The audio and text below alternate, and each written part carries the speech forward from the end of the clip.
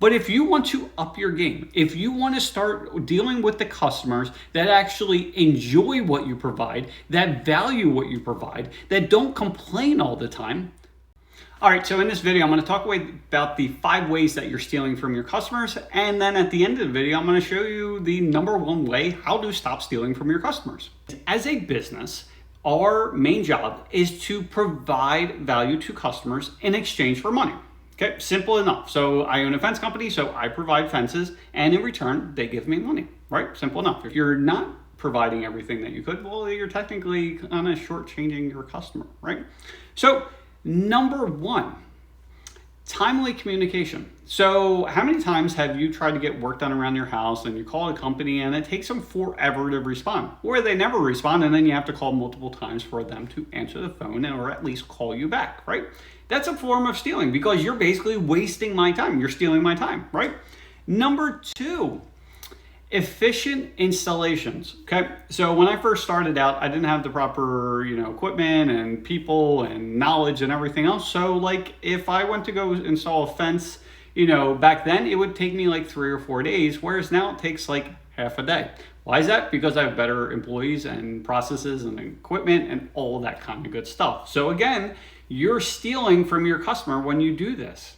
Or number 3, honoring warranties. Okay, so this one's super important as well. So how many times, or has it happened in the past, where you provide a service, again, in my case, a fence, and so we install a fence for a customer, and there happens to be an issue after the fact. Maybe we installed in the winter and there was some settling in the springtime, and we're supposed to go out there and fix it, but we're not able to because we're just so damn busy, or we're unorganized, or whatever else, and then we don't fix it right away, or we make them call several times, right?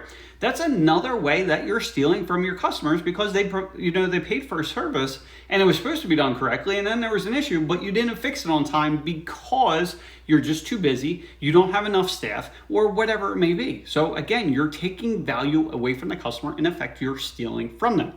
Number 4, okay, now this isn't always possible, but it's something that needs to happen as well, is if there's some kind of an emergency from your customer and they need something installed right away. Think of a plumber, like there's a major leak, like you can't make them wait a week. Like they need it right then and there, so they have to show up right away.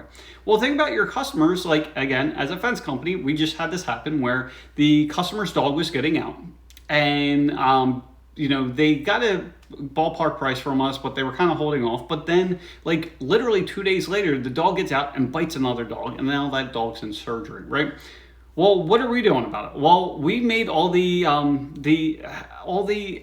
things that we need to put in place. So we called 811. As soon as she told us what was going on, we called 811, so that way, as soon as she basically approves the quote, because we didn't give her a quote at this point, we can basically, at least have everything squared away. So that way, once she says, yeah, go ahead, we can install that fence right away. So that way her dog doesn't attack someone else or some other dog and, God forbid, get put to sleep, right? Because as a dog owner, like they're kind of like our babies. So if you're not able to provide emergency services, and I'm not talking about all the time, but here and there for special circumstances, if you're not able to do that, well, you're kind of stealing from your customer, because in this case, if we're not able to do it quick enough, well, this lady's going on vacation, she wants to make sure the dog's secure, and if we're not able to do it, well, we're taking value away from her, so we're kind of stealing from her, right? The last thing, do you have like a piece of shit truck that's ancient, or equipment that's in disrepair that doesn't quite work the way it's supposed to, or you don't have the necessary equipment to do a particular job? Well, what happens like when your truck breaks down and everything else, because it's this giant piece of crap because you can't afford a new one? Well, if you're constantly rescheduling jobs and, they took off of work on Monday, but then you called them first thing Monday morning, it's like, hey, my truck broke down. Well, you just took a day's pay from that person, or you took a vacation day or a sick day from that person. So you stole from them, right? So again, this isn't all like, we're not stealing from people, like we're not taking money from them, but again, we're taking value away from these customers. Now, what is the number 1 way to stop all this crap from happening so you provide the best possible service that you can provide, right? The number 1 way is to charge more money. Okay, now I know this kind of seems counterintuitive, like stop stealing money from customers and then you basically, or stop stealing from customers and now we're going to charge them more money. Well, you have to, right? When I first started my business and I was the person that answered the phone calls, the emails, I did the installation, I did the quotes, I did all of it, right? Well, I was charging way less than I do now. Like if I back then, I know material prices and everything else, but say the material prices were the same. And just say 5 years ago, I was charging $5,000 for a job, and now I'm charging like $7,000. Am I stealing from them? Not necessarily. For the customers that are looking for the best customer service, the customers that just want peace of mind knowing that when they call the company, that the company actually answers the phone, or they shoot them an email and they actually respond to the email. And when the company says, hey, we're going to install this thing on Monday for you, that the company actually comes out on Monday. Those types of people are willing and want to spend more money because they want the peace of mind. They don't go shopping at Walmart when they really are going to go to Macy's or something like that, or Bloomingdale's, or whatever the high-end department stores are. They do it because that's what they value. It was basically a Walmart handbag and like a Michael Kors handbag. So the goal is to give them what they want. If you're happy with charging bottom dollar pricing and barely making any money and working 80 hours a week just to break even, you can 100% do that. And if you don't answer the phone right away, if you have some shitty truck because of it, and you have unqualified workers and you don't have the proper equipment and everything else, and you're not able to communicate and everything, well, and that customer doesn't give a shit, well, then you're not stealing from them.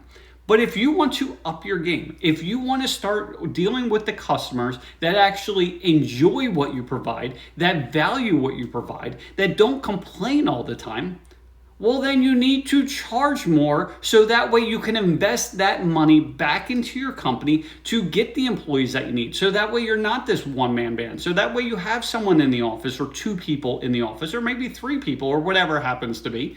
And then maybe you can spend that money that the customer gave you and put it towards new trucks, or newer trucks, or newer equipment, or the proper equipment.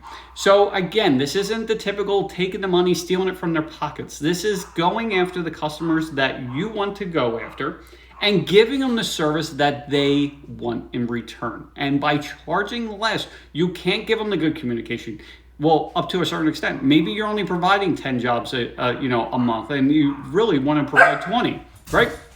So this is what you need to do. You need to charge more money. Again, if you found value from this, hit the like button. If someone that you know is struggling within their business, they probably need to hear this, right? Because a lot of times this comes down to mental side of things, where they don't charge enough money because they feel like they're ripping off the customer. But in reality, you're ripping off the customer by not giving them what they want in return. So anyway, I hope you have an awesome day. Talk to you soon. Sorry about the dogs barking. He's an asshole. So anyway, see you later. Bye.